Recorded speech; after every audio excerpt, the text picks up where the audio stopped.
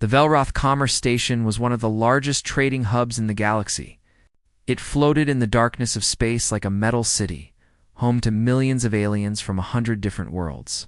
Ships came and went every hour, carrying goods and passengers from one corner of the universe to another. Commander Zoroth Vex walked through the crowded marketplace with her head held high. She was a Kelthani, one of the ruling species of this sector of space. The Kelthani were tall and thin, with pale blue skin and 4 arms. Their eyes were completely black, like polished stones, and they looked down on almost every other species in the galaxy. The Kelthani had ruled this part of space for 3,000 years. They had powerful ships, advanced weapons, and they believed that they were better than everyone else. Other species were just tools to be used or problems to be controlled. Zoroth Vex had served in the Kelthani Enforcement Division for over 50 years. Her job was to maintain order on the station, and she did it with an iron fist. She enjoyed the fear she saw in the eyes of lesser species when she passed by. It made her feel powerful. On this particular day, the marketplace was especially busy. Merchants sold everything from exotic foods to strange technology. Aliens of all shapes and sizes moved through the crowded streets, careful to stay out of the way of Kelthani officers. A human family was walking through the market. Daniel Cortez was a diplomatic officer returning to Earth with his wife Maria and their 7-year-old daughter Lily. They had been living on the station for 2 years while Daniel worked at the human embassy. Lily was a curious child with brown hair and bright eyes. She loved exploring the station and seeing all the strange aliens and their wonderful things. Today, she spotted a merchant selling beautiful glowing creatures in glass balls. The creatures changed colors slowly, shifting from blue to green to purple. "Mommy, look," Lily said, tugging at her mother's hand. "Stay close, sweetheart," Maria said. But Lily had already taken a few steps toward the merchant's stall. At that exact moment, Commander Vex was walking past. She was looking at her communication device and did not see the small human child in her path. Lily bumped into the commander's leg and stumbled backward. Vex looked down at the child with disgust. In her mind, humans were one of the lowest species in the galaxy. They had only joined the galactic community 40 years ago, and they had no real power or influence. They were soft, weak creatures from a dangerous planet that the galaxy classified as a death world. Without thinking, Vex raised her hand and struck the child across the face. The blow was hard. Lily flew backward and crashed into a display stand. Glass shattered around her as she fell to the ground. Blood running from a cut on her cheek. The entire marketplace went silent. Daniel Cortez rushed to his daughter's side. His hands were shaking as he picked her up, checking her injuries. The cut was deep, and Lily was crying, her small body trembling with shock and pain. "Control your offspring, mammals," Vex said coldly, "or I will have it disposed of as a public nuisance." Maria Cortez stood frozen for a moment. She was a small woman with dark hair and gentle features. She had spent her life being kind and patient, believing in diplomacy and peaceful solutions. But as she watched blood drip from her daughter's face, something ancient and terrible awakened inside her. She stepped forward and looked up at the Kelthani commander. Her eyes had changed. They were no longer the eyes of a gentle diplomat's wife. They were the eyes of a predator. "You have made a mistake," Maria said. Her voice was quiet, but it carried through the silent marketplace. Vex laughed. The sound was harsh and mocking. "Your species has been part of the galactic community for barely a generation. You have no ships, no influence, no power. What will you do, human? File a complaint?" Several other Kelthani officers had gathered nearby, amused by the scene. They whispered to each other and pointed at the crying child and her angry mother. Maria did not look away from Vex's black eyes. "You think we are weak because we are new? You think we are harmless because we have been kind? You are wrong. I am a commander in the Kelthani Enforcement Division," Vex said proudly. "My species has ruled this sector for 3,000 years. Your planet is classified as a death world because it is so dangerous that nothing should be able to survive there. And yet you did survive. That should have made us respect you. Instead, we looked at your soft skin and short lives and decided you were nothing." She leaned down toward Maria, her forearms crossed over her chest. So tell me, little human, what exactly do you think you can do to me? Maria smiled. It was not a kind smile. It was the smile of someone who knew a secret that would change everything. We will do what humans have always done when someone hurts our children, she said. We will show you why our world is classified as a death world. We will show you what we truly are. Around the marketplace, other humans had stopped what they were doing. Merchants, engineers, doctors, tourists, they all turned to watch the confrontation. Their faces held the same expression as Maria's. A cold and ancient anger that seemed to radiate from their very souls. The other aliens in the marketplace began to back away. They did not know why, but something in the air had changed. Something dangerous was stirring, and they wanted no part of it. Daniel stood up with Lily in his arms. The little girl was still crying, but she was safe. He looked at his wife and nodded slowly. Let's go, he said. Maria held Vex's gaze for one more moment. 30 days, she said. You have 30 days to make this right. After that, we will make it right ourselves. She turned and walked away with her family, leaving Commander Vex standing alone in the silent marketplace. The Kelthani commander laughed again. But this time, there was a small seed of doubt in her chest. Something about the human woman's certainty bothered her, but she pushed the feeling aside. Humans were nothing. They had no power. What could they possibly do? 17 security cameras had recorded the entire incident. Within hours, the footage would be transmitted to Earth. Within days, it would be seen by every human in the galaxy, and within 30 days, Commander Zorth Vex would learn exactly what humans could do when someone hurt their children. The Kelthani had ruled their sector for 3,000 years. They had crushed rebellions, conquered worlds, and broken the spirits of a dozen species. But they had never faced a death world species. That had been given a reason to fight they had never faced. Humanity's anger, and they had no idea what was coming for them. Ambassador Patricia Lane was 62 years old and had served humanity for most of her life. She had helped negotiate trade deals, resolved conflicts, and built friendships with dozens of alien species. She believed in peace, in talking, in finding solutions that worked for everyone, but when she watched the security footage of Commander Vex striking little Lily Cortez, her belief in peace was tested like never before. She sat in her office aboard the human embassy ship Resolute, watching the video for the third time. She saw the child bump into the Kelthani officer. She saw the casual contempt on Vex's face as she raised her hand. She saw the blow that sent a 7-year-old girl flying into broken glass. Patricia closed her eyes and took a deep breath. When she opened them again, her gentle features had hardened into something cold and determined. Get me Admiral Christopher Vance on a secure channel, she told her aide, and contact Earth Command. Use Priority Alpha. Priority Alpha meant that this was the most urgent possible message. It meant that something terrible had happened. Humanity needed to respond. Within 6 hours, Earth Command had seen the footage. Within 12 hours, the President of the United Earth's government had issued a statement demanding justice. Within 24 hours, every human in the galaxy knew what had happened to Lily Cortez. The Kelthani High Council responded by calling an emergency meeting of the Galactic Assembly. High Counselor Murthan, the leader of the Kelthani government, expected the humans to come begging for scraps of justice. That was what lesser species always did. The Galactic Assembly met in a massive chamber on the neutral world of Centrum.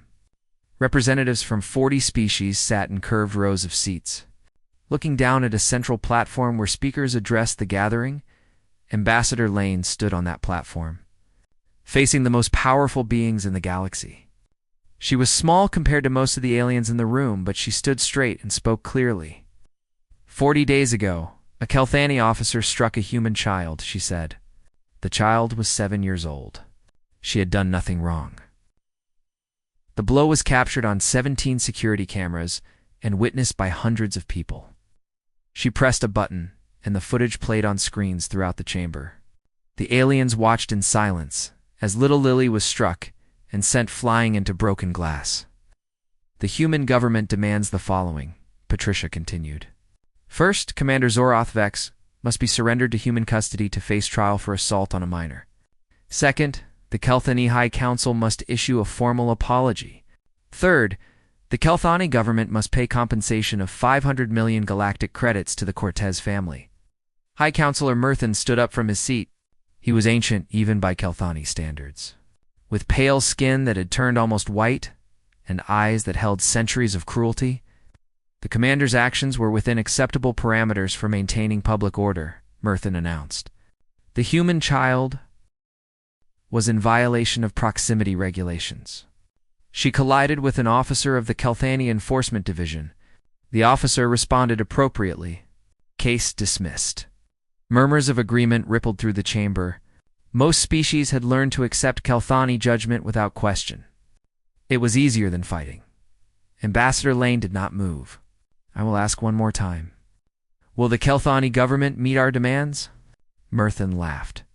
It was an ugly sound that echoed through the chamber. Your species has 47 registered vessels. We have 9,000 warships. Your military budget is less than what we spend on station maintenance. You have been part of the galactic community for 40 years, while we have ruled for 3,000. He spread his forearms wide, gesturing to the assembled aliens. Everyone in this chamber knows the truth. Humans are weak. Humans are young. Humans have no power. So I will ask you, Ambassador, what exactly do you think you can do to us? Patricia Lane gathered her materials slowly. She looked around the chamber at the representatives of 40 species, all of them watching to see how the humans would respond to this humiliation. You have 30 days to reconsider, she said calmly. 29 days now, actually. After that, we will take action ourselves.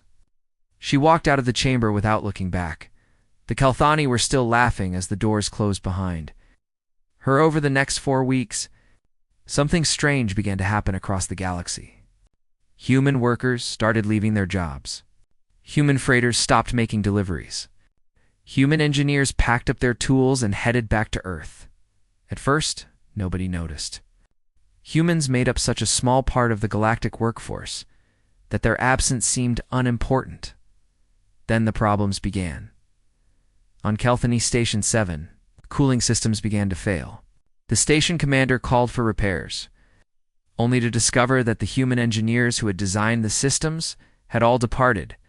Kelthani technicians tried to fix the problem themselves, but they did not understand the complex technology.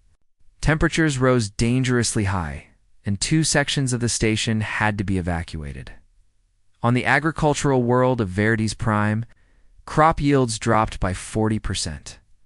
The alien farmers discovered that human agricultural specialists had been quietly improving their techniques for years. Without that expertise, their harvests failed. In hospitals across the sector, patients began dying from diseases that had been curable just weeks before. Human doctors had been treating conditions that other species had never learned to cure. Now those doctors were gone. Day by day, the galaxy began to realize how much they had depended on humans without knowing it. The soft, weak species that everyone had dismissed had quietly become essential to everything. On day 28, High Counselor Murthan sent a message to Ambassador Lane. You cannot seriously expect us to surrender a decorated officer over a minor disciplinary action, he said. This childish tantrum has gone on long enough. Order your people back to work, or there will be consequences.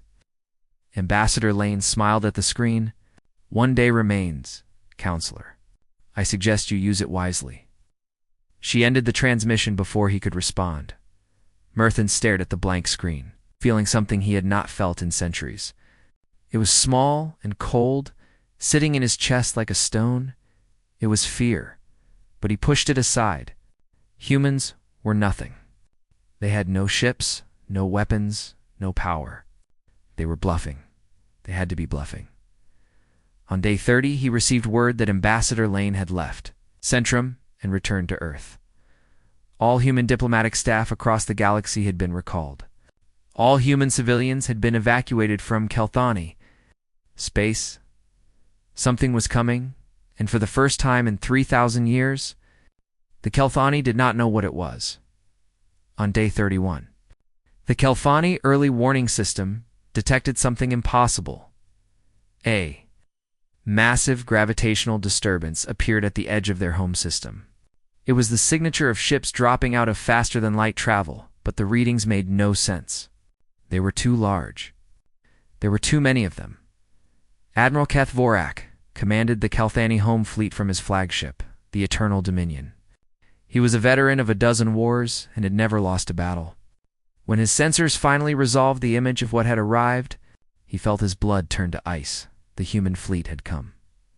Not 47 ships. As the official records showed, 1,412 warships dropped out of faster-than-light travel in perfect formation. They arranged themselves in a wall of metal and weapons that stretched across the darkness of space.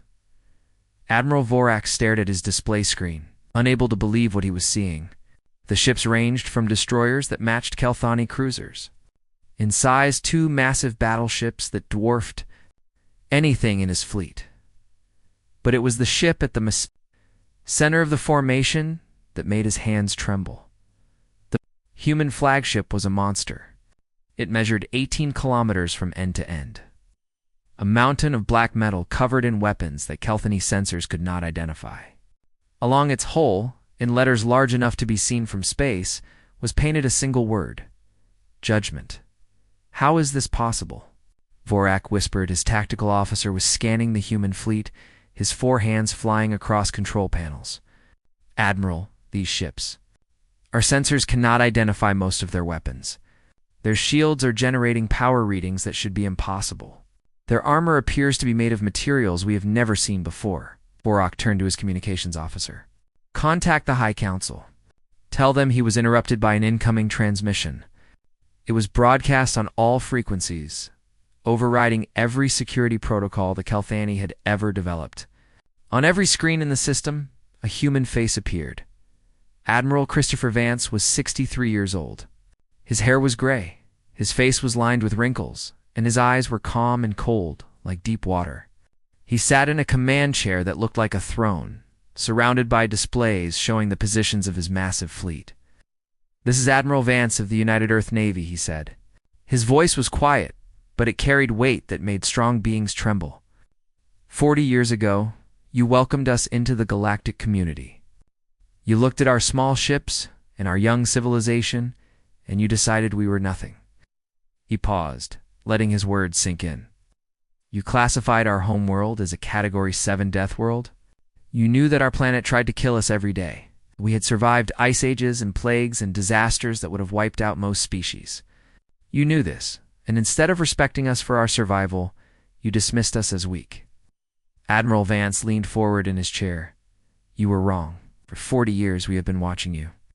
We learned your languages, studied your technology, and found your weaknesses. We built a fleet in the shipyards of our home system, hidden behind our sun where your sensors could not see. We developed weapons that your scientists cannot understand. He gestured at something off-screen, and the image changed to show the full human fleet. The sight of those 1,400 warships made Admiral Vorak feel sick. One of your officers struck a human child, Vance continued. When we asked for justice, your High Council laughed at us. They told us we were weak. They told us we had no power. His eyes hardened. Let me show you our power. Admiral Vance nodded to someone off-screen. Target the Kelthani defensive grid. All batteries. Fire. The flagship Judgment activated its main weapon. It was called a gravitational lance, a beam of compressed space-time that tore matter apart at the smallest level. The weapon made no sound in the vacuum of space, but its effect was devastating. 17 Kelthani defense platforms, massive stations that had guarded the homeworld for centuries, simply ceased to exist. They did not explode or break apart. They were erased, reduced to atoms in an instant. Admiral Vorak gave orders frantically. All ships engaged the enemy. Defensive formation. Protect the homeworld. 9,000 Kelthani warships surged toward the human fleet. They outnumbered the humans 7-1. In any normal battle, those odds would guarantee victory. This was not a normal battle. The human ships moved with impossible precision. Their targeting systems tracked thousands of variables at once, calculating trajectories and weak points faster than any Kelthani computer could match. Human weapons punched through Kelthani shields as if they were made of paper. Kelthani ships fired everything they had. Their weapons splashed harmlessly against human shields that glowed blue under the assault. Not a single human ship was damaged. The battle became a slaughter. Human destroyers carved through Kelthani formations like wolves through sheep. Human cruisers targeted command ships with surgical precision. Human battleships fired weapons that destroyed Kelthani vessels by the dozen. And at the center of it all, the Judgment moved forward slowly, its gravitational lances sweeping across the battlefield and erasing everything they touched. Admiral Vorak watched in horror as his fleet was torn apart. Ships he had served on, officers he had known for centuries, were dying all around him. His tactical displays showed red warning lights spreading like a disease. Admiral, his communications officer said, his voice shaking, "The High Council is demanding a status report." Vorak looked at his displays. Of 9,000 ships, barely 2,000 remained. The humans had not lost a single vessel. "Tell them, ... He started, but he could not find the words. What could he possibly say? For hours after the battle began, it was over.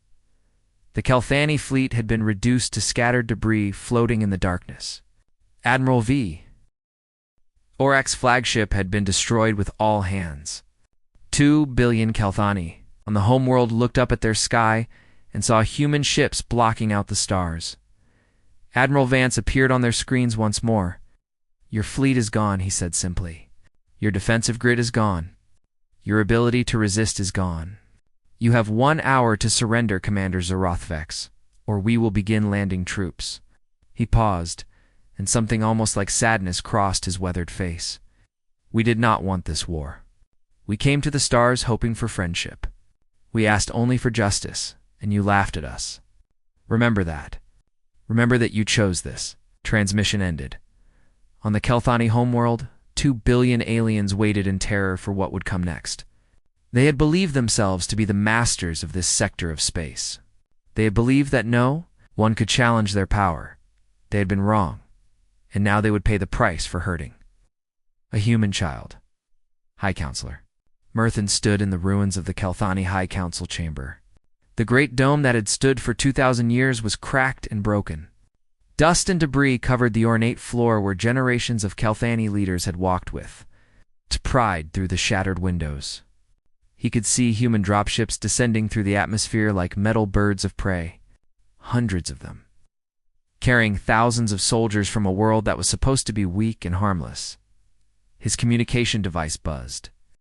It was one of the few that still worked after the human attack on their communication networks.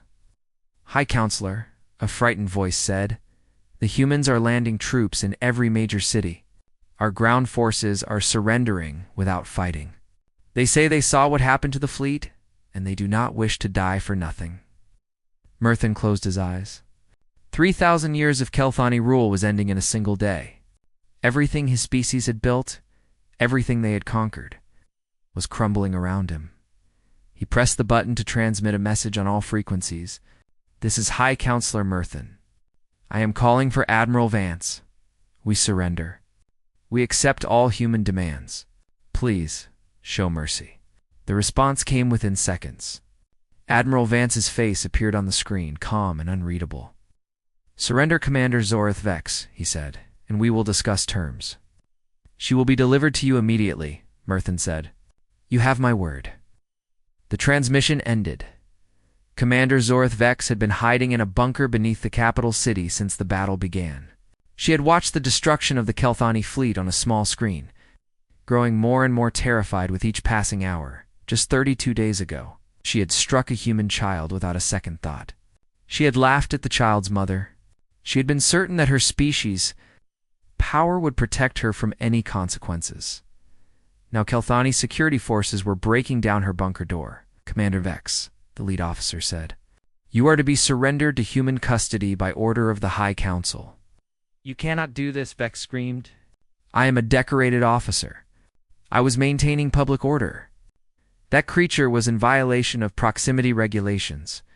The officers did not respond. They simply grabbed her with their forearms and dragged her out of the bunker, through the streets of the capital, toward a landing zone where a human shuttle waited. The streets were lined with Kelthani citizens. They watched in silence as Vex was dragged past them. Some looked angry. Others looked afraid, but most just looked tired, like they could not believe what was happening. The human shuttle sat on the landing pad, sleek and black. Its engines hummed with quiet power. Standing in front of it was a small human woman in military uniform. Commander Lisa Park was the leader of the United Earth Marines, Special Operations Unit. She stood barely 5 feet tall, shorter than most human women, with dark hair pulled back in a tight bun. She looked tiny compared to the Kelthani guards who were dragging Vex toward her, but there was something in her eyes that made Vex's heart stop. The guards released Vex in front of the human commander. Vex straightened herself and tried to regain some dignity, looking down at the small human with forced contempt. "You think this changes anything?" Vex said, her voice shaking despite her efforts to control it. "Your species is still young.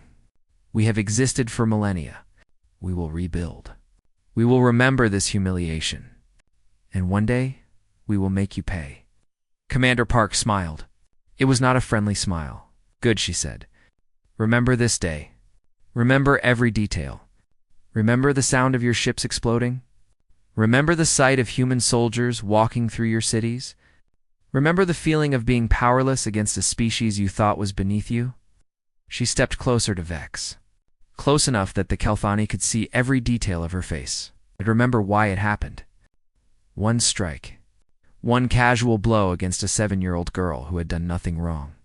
Your entire fleet is gone because you hit a child. Your government has fallen because you refuse to apologize. Your species has been humiliated before the entire galaxy because you thought you could hurt our children without consequences. Park gestured to her Marines, who moved forward with restraints. "You will spend the rest of your life in a human prison," Park continued. "You will have food, shelter, medical care, and protection. We will not torture you. We will not execute you. We will treat you with more dignity than you have ever shown to anyone." She watched as the Marines secured Vexes for arms and restraints. "And that is your punishment. Living with the knowledge that the species you called weak and primitive is better than you, kinder than you, more merciful than you. We could have destroyed your entire civilization. We chose not to. Think about that every day for the rest of your life." Vex was loaded onto the shuttle. Through the window, she saw the capital city of her homeworld. Smoke rising from a dozen locations where human troops had landed. She saw Kelthani citizens being treated by human medics. She saw human engineers already working to restore power to damaged sections of the city. They were helping. After everything that had happened, the humans were helping. She did not understand in the galactic capital on Centrum. Representatives of 100 species gathered to witness something they had never expected to see. The Kelthani, the most powerful species in the sector, had been defeated in a single day by a species that had been among the stars for only 40 years. Ambassador Patricia Lane addressed the assembly. She stood on the same platform where she had delivered her demands 31 days earlier. "Humanity did not want war," she said. "We came to the stars, hoping for friendship and cooperation. We traded fairly. We shared our knowledge freely. We asked only to be treated with the dignity that all thinking beings deserve." She looked around the chamber at the assembled aliens. Many of them had laughed when she had made her demands. None of them were laughing now. "One of your member states hurt a human child and refused to provide justice. We could have responded with destruction. We could have wiped out the Kelthani civilization entirely. Our weapons were capable of cracking their planet like an egg." She paused, letting the weight of her words settle over the assembly. "We chose restraint. We destroyed their military capability, but we did not harm their civilians. We conquered their world, but we did not enslave their people. We won a total victory, and our first action was to begin helping them rebuild. That is who we are. That is what it means to be human. We are capable of terrible violence, but we choose mercy. We have the power to destroy, but we prefer to create." Ambassador Lane gathered her materials, preparing to leave. Let this be a lesson to every species in this galaxy. Do not hurt our children. Do not laugh when we ask for justice. Do not mistake our kindness for weakness. She walked toward the exit, then stopped and looked back over her shoulder, because next time, we might not be so gentle. The chamber was silent as she left. 100 species sat in their seats thinking about what they had just witnessed. The galaxy had changed in a single day, and nothing would ever be the same again. Humanity had announced itself to the universe, not as victims or conquerors, but as something new, something powerful, something that would protect the innocent and punish the cruel, something that the galaxy would never forget. 1 year had passed since the HFY War, and the galaxy had been transformed in ways that no one could have predicted. Lily Cortez was 8 years old now. She lived with her parents on the human colony world of Haven, a beautiful planet with green forests and blue oceans that reminded everyone of Earth. The cut on her cheek had healed completely, leaving only a small scar that her mother said made her look like a warrior princess. She did not fully understand why her life had changed so much. She did not understand why strangers sometimes stopped her parents in the street to thank them. She did not understand why she received gifts from alien species she had never heard of, or why her face appeared on news broadcasts from 100 different worlds. All she knew was that something had happened when she was 7, and now everyone treated her differently. Her father, Daniel, had become famous throughout the galaxy. Humans called him a hero for standing up to the HFY, for remaining calm when his daughter was hurt, for not giving in to rage when every instinct told him to fight. He had been offered important positions in the government, but he had turned them all down. He wanted to spend time with his family, he said. He had seen enough of galactic politics. Her mother, Maria, had accepted a job as special envoy to the Galactic Council. She traveled to Centrum every few months to meet with representatives of different species, building friendships and resolving disputes. She was good at it. People said she had a gift for making others understand each other. Lily thought her mother just knew how to listen. Commander Zorith. Vex was serving her life sentence in a human rehabilitation facility on Earth. She had expected torture and cruelty, the same things the HFY would have done to a defeated enemy. Instead, she found herself in a small but comfortable room with access to books, educational programs, and even a garden where she could grow plants. The guards treated her with professional courtesy. They said good morning when they brought her meals. They asked if she needed anything. They called her by her name instead of her prisoner number. It confused her more than anything else the humans had done. A therapist visited her twice a week to talk about her feelings and her past. At first, Vex had refused to speak, but over the months, she had begun to open up. She had begun to question things she had believed her entire life. She had been taught that other species were inferior. She had been taught that kindness was weakness. She had been taught that power was the only thing that mattered. The humans were proving all of those teachings wrong. One small kindness at a time, Admiral Christopher Vance had retired after the war. He lived in a small house in the mountains of Earth, spending his days tending a garden and reading ancient history books. When reporters asked about his legacy, he always gave the same answer. "I did what any human would have done," he would say. "Someone hurt one of our children. We responded. Now I grow tomatoes and think about the past. That's all there is to it." Sometimes, late at night, he would sit on his porch and look up at the stars.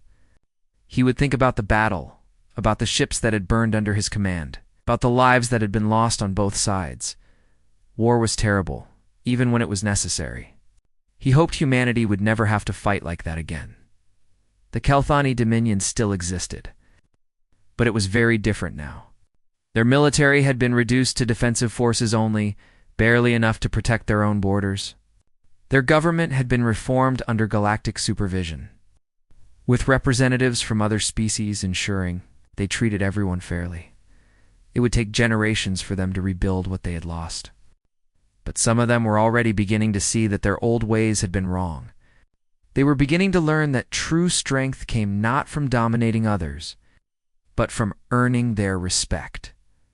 Across the galaxy, other species had changed too. The ones who had laughed at humanity now watched them with careful respect. The ones who had dismissed them as weak now sought their friendship. Human engineers and doctors and teachers were in high demand on 100 worlds, but it was not just fear that drove this change. Something unexpected had happened after the war. The humans had won total victory over the Kelthani. They had possessed the power to destroy them completely, to wipe out their civilization and take everything they had. Instead, they had chosen mercy. They had helped their defeated enemies rebuild. They had treated prisoners with dignity. They had turned conquerors into partners.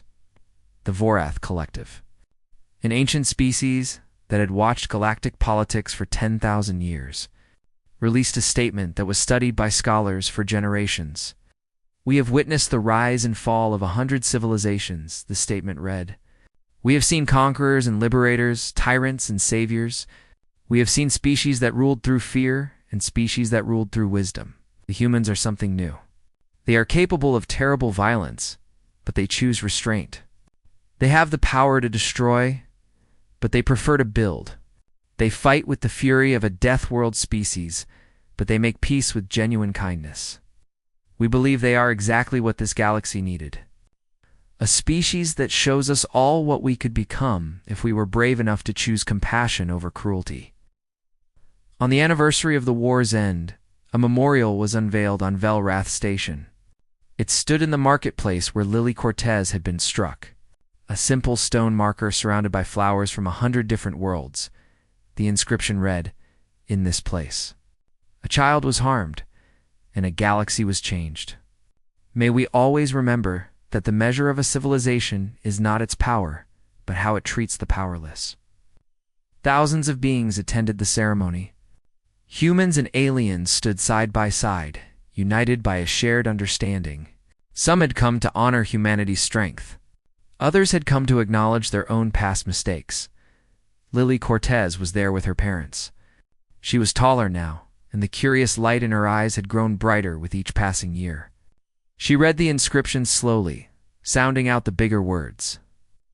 "Mom," she asked, looking up at Maria, "why did the alien lady hurt me?"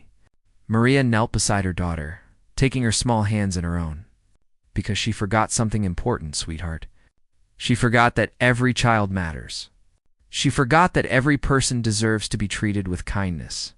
She forgot that hurting someone always has consequences." Lily thought about this for a moment. Did we make her remember? Maria smiled and pulled her daughter into a hug. "Yes, baby.